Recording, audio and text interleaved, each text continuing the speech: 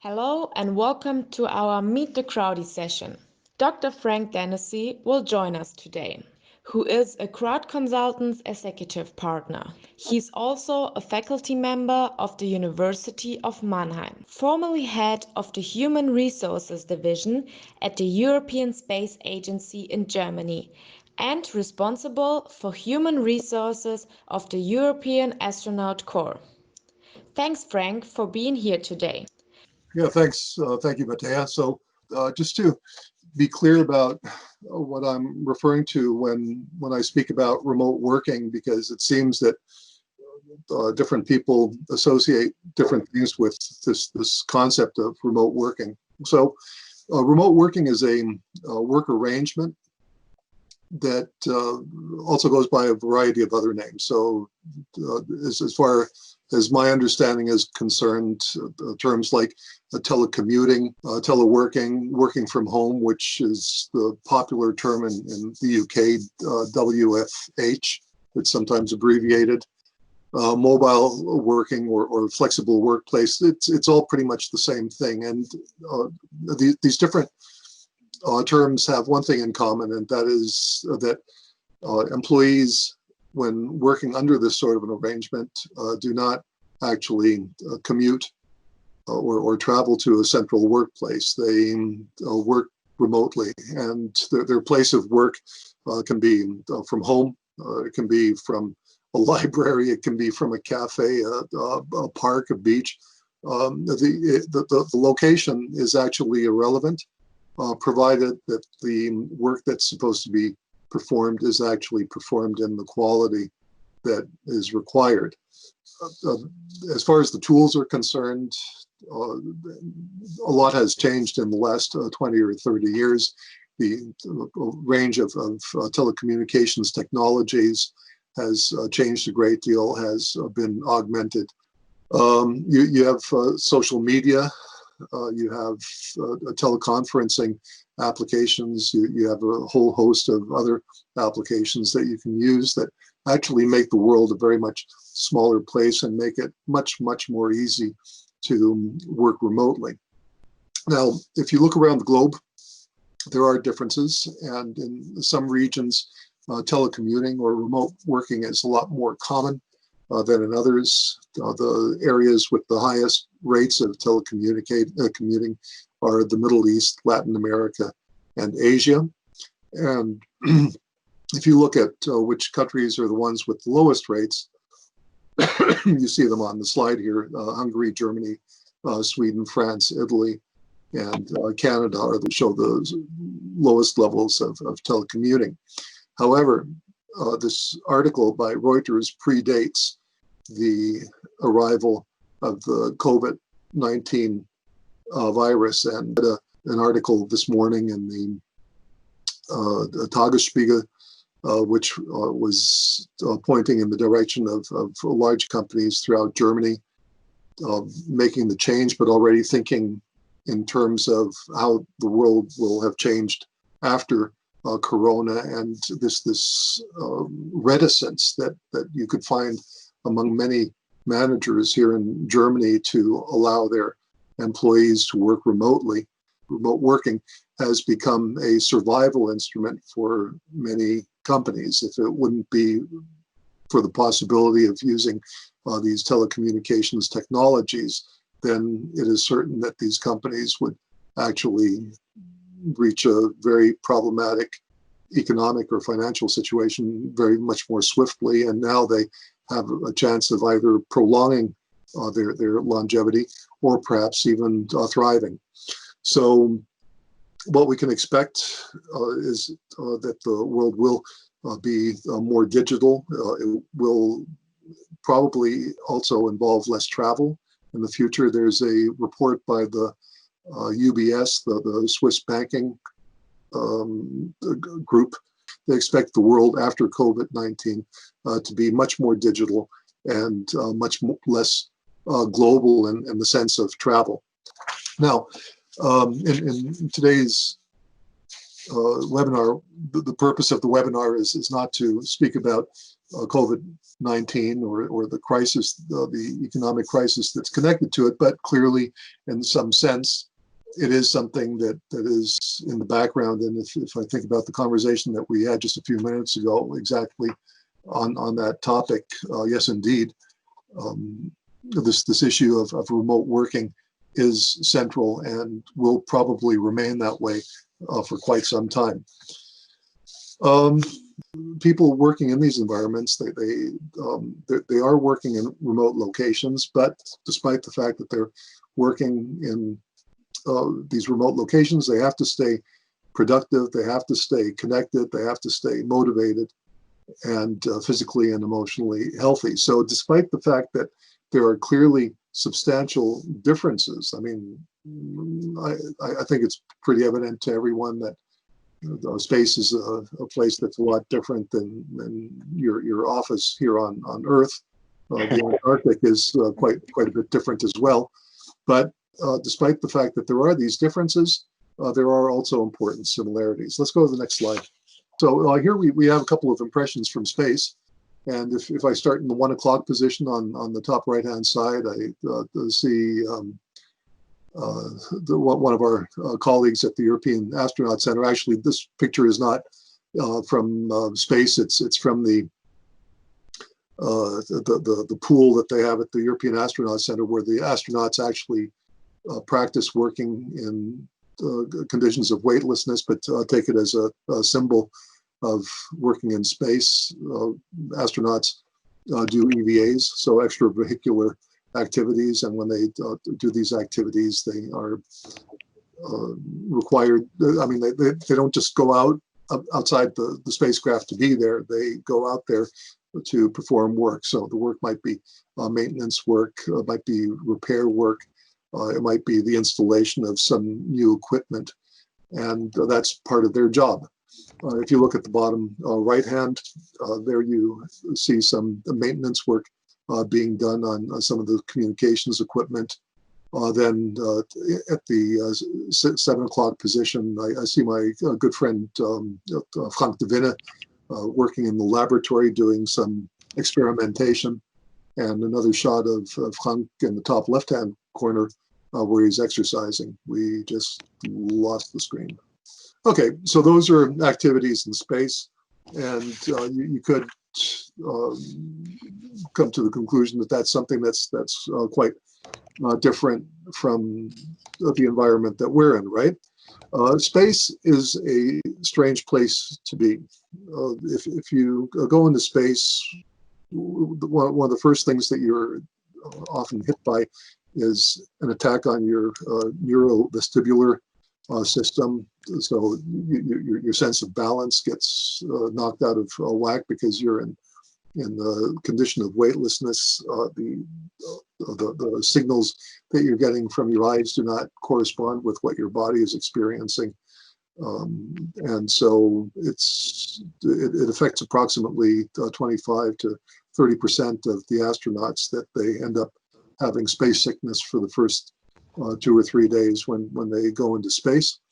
But then it goes away until they come back to Earth, and then they have problems with their neurovestibular system again. Other issues related to being in space, there's muscle loss.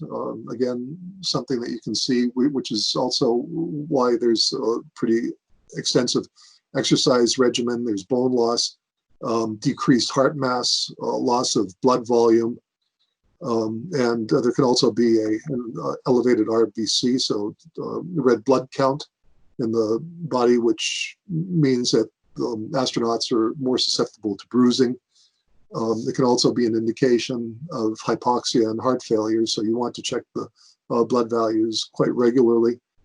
And so you can see there are quite a number of things that occur in space where you have to make certain adjustments in order to be able to thrive there. So why do I mention it?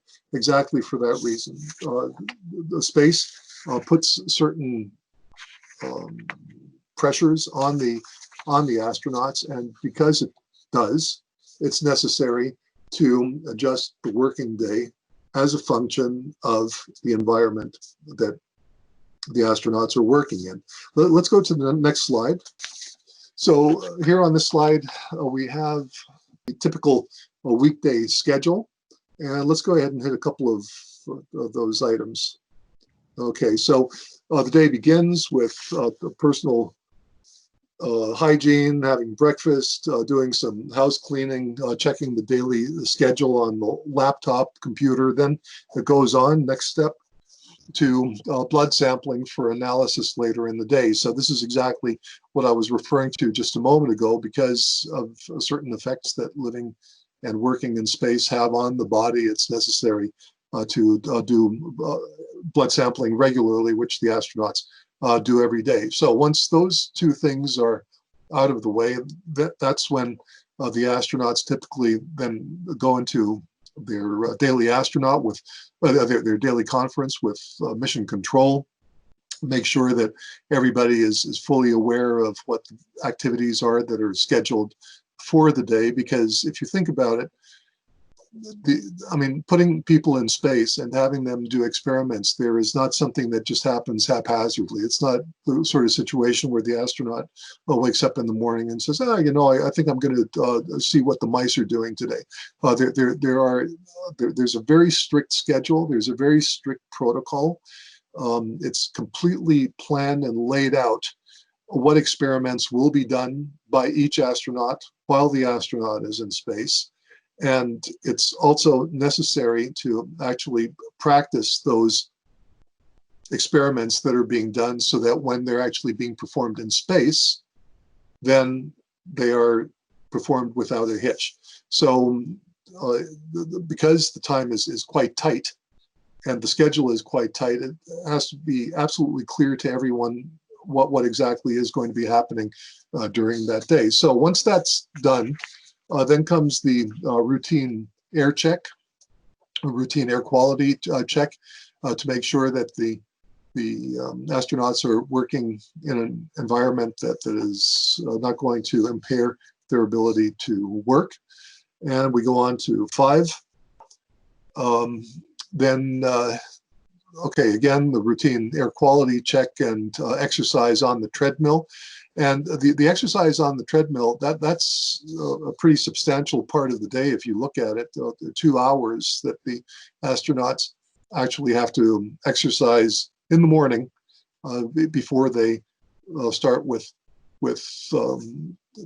some of their other activities. And the reason for it is because they have to stay healthy. They have to stay strong. Then we go on. And then comes lunchtime. The entire crew gets together in the Zvezda module of the, so that's one of the Russian modules of the International Space Station.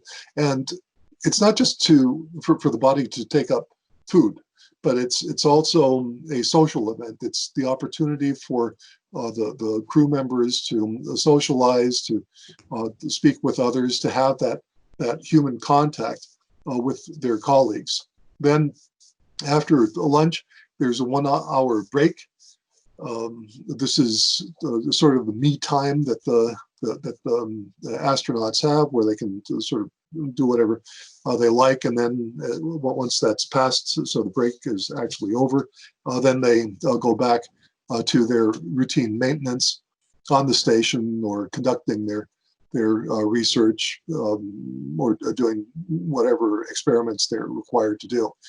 Then after that's done, again, another routine air quality check, again, for the same reasons that we outlined earlier, or that I outlined earlier, because it is an issue in space. The air quality has to be monitored closely.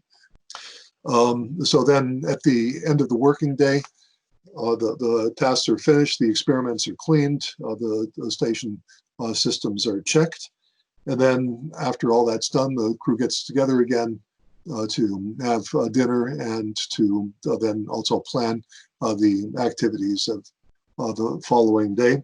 And then finally, it's Feierabend, so the crew has the time to spend writing email notes or having the video conference with the family or friends. And then the Saturday afternoons and Sundays are used for writing emails, being in touch with family. The friends of mine who've been on the space station would typically call me on the weekends. So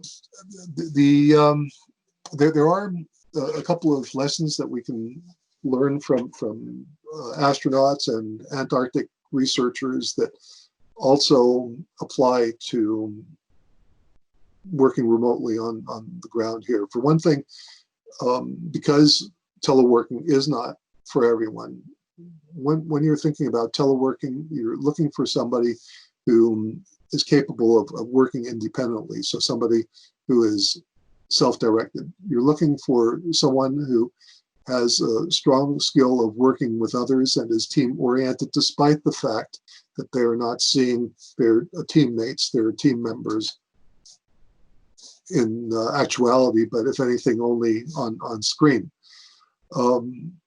Working remotely also means that you don't have a supervisor hovering over whatever it is that you're doing. So you have to be capable of prioritizing your work and your workday. So being organized, focusing on what's important, being results oriented, which is probably one of the really major points related to remote working, and especially this COVID-19 crisis that we're faced with, because one of the reasons why many managers have been reticent to allow their coworkers to work remotely is because they felt that the results might not be there and that the coworkers had to be monitored closely in order to ensure that the results were produced.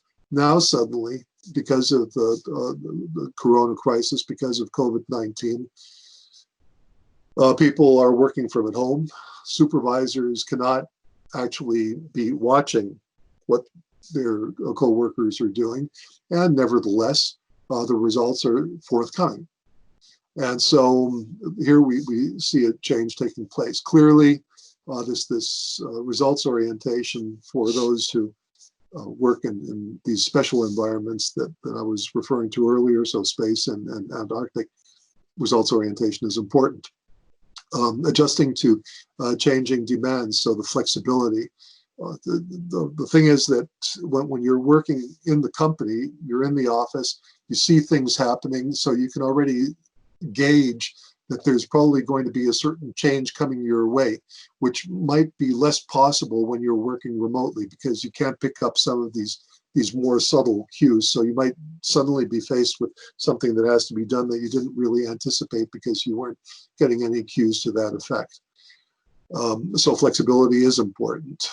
Being innovative and resourceful, enterprising, is extremely important. And then finally, communicating succinctly and clearly, because now suddenly you have a situation where the communication is very pointed and very focused on whatever time you have on screen. And so to be clear and to the point becomes even more important. Certainly, if you look at the way the work is set up in space or the Antarctic, it's probably easier to listen to some of the communications between astronauts and mission control than it is to listen to the communications between Antarctic explorers and their control operations. But what you notice is that the communications are kept very clipped and very clear, really aimed at having as little noise as possible and as much content as possible. So, yeah. So these remote, working remotely does present challenges. It's clear that it does. It's not for everyone. That's also clear. If we look at the next slide, there are some messages. Let's go one more. There we go. And this is sort of interesting because after the crisis began, there was an interesting webinar that I attended that was put on by Asteroid Day, where astronauts and also Antarctic explorers were invited to speak about working remotely, since they are pretty much experts in that. And there were some messages that they conveyed that I jotted down during this webinar. That one point is it's important to maintain a daily routine. So get up in the morning, go through whatever things you have to go through before you actually start your work, then start your work. Have goals and set boundaries as to what it is that you want to achieve during the day. Schedule it, schedule the activities, and then to the extent possible, stick to the schedule. Stay connected with others, make a communications plan, so don't leave the communications to coincidence. Make sure that it doesn't have to be a daily communication plan necessarily. It depends on the kind of work that you're doing, but make sure that you understand with what regularity the communications will be taking place. And of course, when remote working on your own, it's very easy to get distracted, and so make sure that the distractions that you have are kept to a minimum. And then with all that in mind, there are a few more items that were suggested during this webinar and that I would also wholly subscribe to, that have more to do with your own health and well-being, and that is get some fresh air if you can. Interestingly enough, in this webinar, it was one of the astronauts who said, get some fresh air if you can. Of course, if you're on the International Space Station, you can't just open a window, but what you can do is you can check the air quality. So take that to be fresh air. But if you can't get out into the fresh air, thinking about the situation in Italy where people weren't allowed to leave their homes, then open a window, but get some oxygen in, exercise regularly. And if you look at the challenges that we're also faced with in the office environment, then exercise is important. And also don't forget to have fun, because work is one thing, but having fun is another. And it's also the place where you can get the inspiration and relax and kick back a little bit in order to really have the energy and the drive to get the work done that has to be done, despite the fact that you're working in a remote setting. So there was a very nice way to remember that. I thought Thomas Reiter mentioned it, which was just remember a task, team, treat. So keep your focus on the task, keep your focus on the team, make sure that you communicate, and then make sure to treat yourself well, which means make sure that you stay healthy, that you exercise, and that you also have some fun. First of all, thanks, Frank. It was really interesting. I mean, as you've said on the pictures we've seen earlier, the workplace at the space station looks a bit different from my home office, but just a little bit, you know. From my experience of what I've been working on, or the setting that I've been working on over the past years, I fully agree with what you've said, or the task, team, treat statement. What I found really important, and something I didn't do in the beginning, is to get out, get fresh air, and exercise regularly. Because I've realized when you're working from home, you tend to use the additional time that you actually have. You know, you gain time because you're not supposed to commute.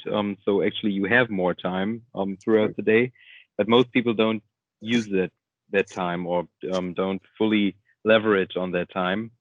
And since I've been spending that time doing some exercises, or actually just going out and go jogging or running, helped me a lot. And it's interesting to see that it's not only for us working from home, but that it's also important for people working in extreme environments. I mean, of course, as you've pointed out, it's a bit more difficult when you're in the space station, or when you're in the Antarctica. We have an interesting question here from Stefan. He is asking you, Frank, where would you find a way to involve colleagues more and guide them in their daily work?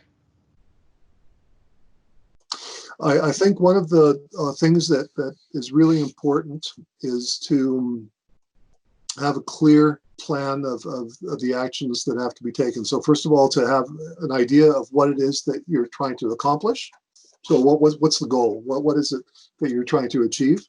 And then to break that down to the various steps that have to be taken in order to achieve that.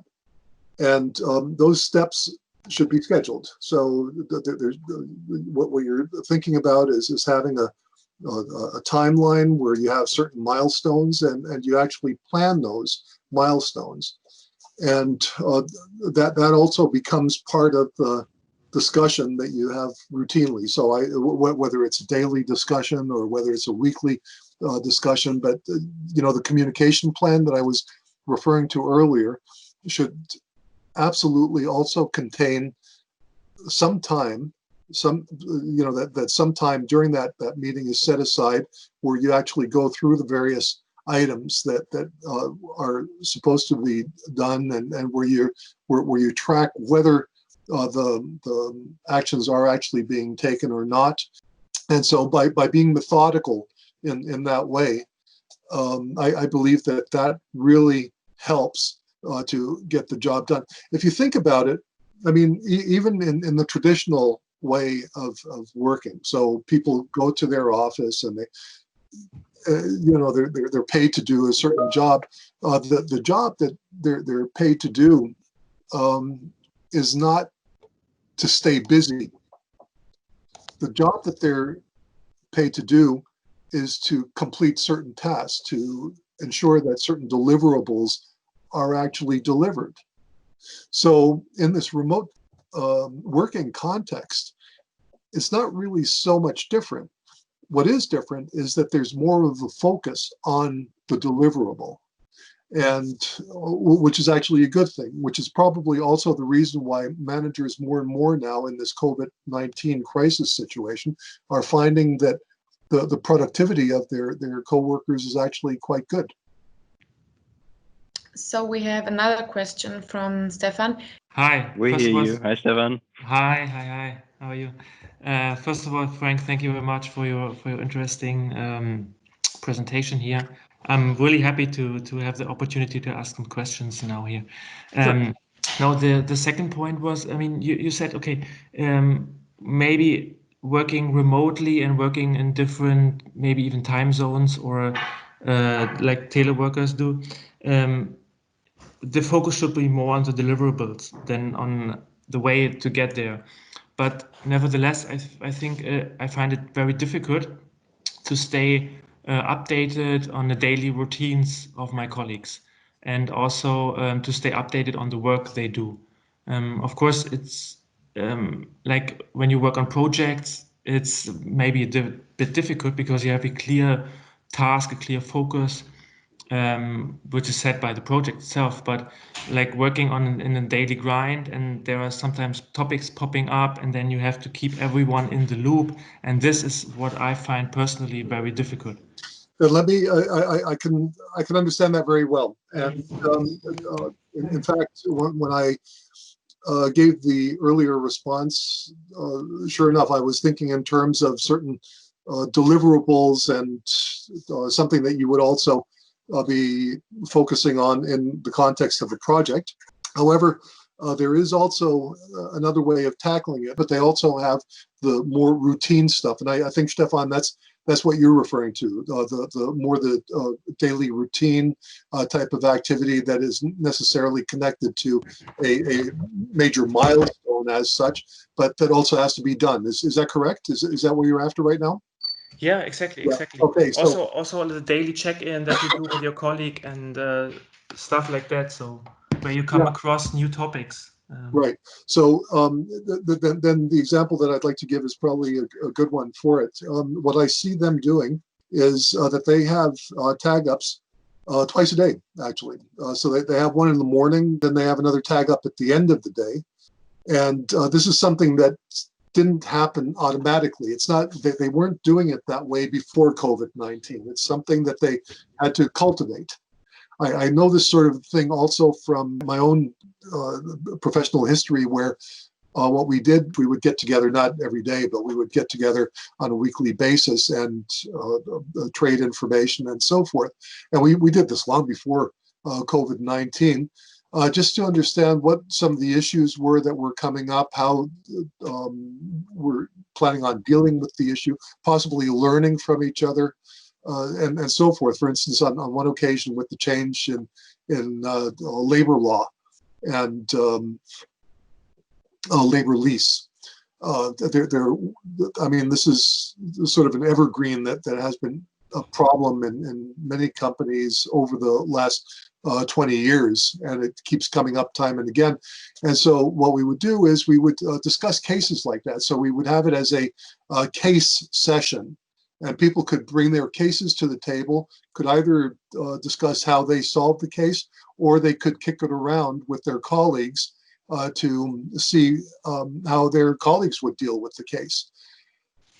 But as you said earlier, sorry to interrupt. Sure. But as you said earlier, I think like stimulating this this communication channels to the coworkers, to the colleagues, and facilitating also this crisp and clear communication, I think is now than ever before very like vital and very crucial.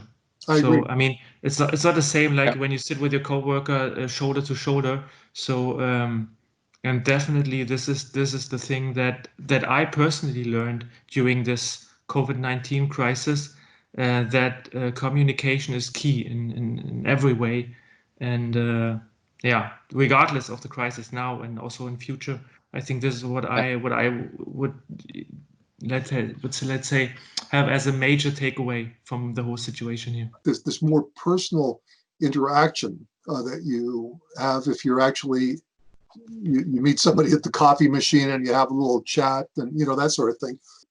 That's something that can be lost.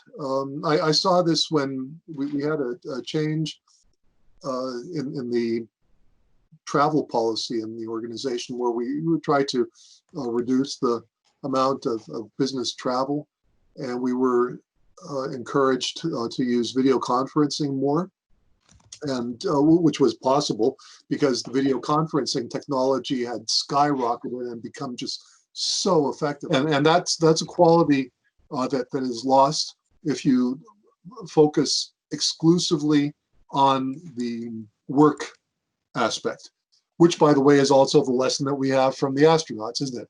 So the point is, and this is what I'm seeing more and more of these days, that there's also a TGIF. I don't know if you know this expression. So thank God it's Friday. Drink at the end of the day, or some other. It doesn't have to be a drink. It can be just a get together. You don't talk about something specific in the agenda, where you just chat, where you just tag up with the others, where you talk about stuff, nothing specific, and that sort of thing is important too. So in much the same way as you would when you're sitting together with colleagues in the morning, having a cup of coffee before you actually get started on the day, if that's a routine that you previously had, to have that on a Friday afternoon, or to have it on a weekday in the morning, to just tag up and shoot the breeze for a while before you actually then get serious and bear down on the issues that need to be addressed.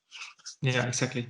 But this happened accidentally in the past, and now you have to kind of enforce it, kind of schedule it, and yeah, it's different. But I think it takes a little bit more effort, but it's definitely worth to keep the personal communication also. I agree with you, Stefan. Unless you're talking about an office where, for instance, it was quite common to just have a tag up in the morning with a quick espresso for 15, 20 minutes before the day starts. I mean, that's also scheduled. Yeah. You know what I mean? So, what is difficult to recreate is bumping into somebody in the corridor, coincidentally. Yeah. And actually, we even had a virtual team dinner last week. So it also works. Actually, that's something interesting that I've also heard Peter Bustleitner from the company here has mentioned, where he's done something incredible, and I thought it was such a great idea, where he would get together with a customer, invite them to dinner, and he would make the arrangements for the dinner to be delivered to the customer. Nice. That's how he picks something nice. And so you could still do the wining and dining, even so you might not be wining and dining the same thing, but or at least not by the same cook. Nevertheless, there are ways of working with that as well. Absolutely. Yeah, same experience with 4 years crowd consultants, working fully remotely. It was a challenge in the beginning, especially for me, leading a team fully remotely. But what I've learned from the years or over the years is it's all about communicate. You can't communicate enough.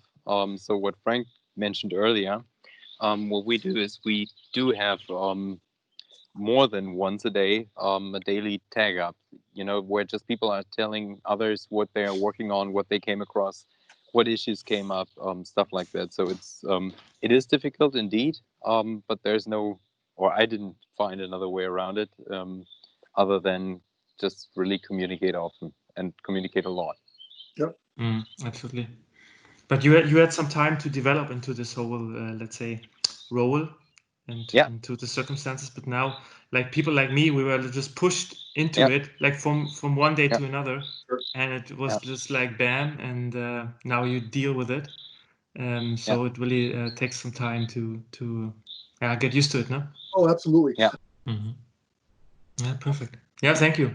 I was expecting to have some professionals here sharing their experience. So that's why I was so keen to dial in. Thank you very much, for the invite. Absolutely. All I'd like to do is say thank you. Thanks for your questions. We appreciate it. Thank you, Frank. Okay. Frank. All right. So thanks very much. Thank you, Mattea, for everything. Have a great evening. And you. Guys. Bye-bye now. Thank you. Stay safe. Thank you. Bye-bye. Bye-bye.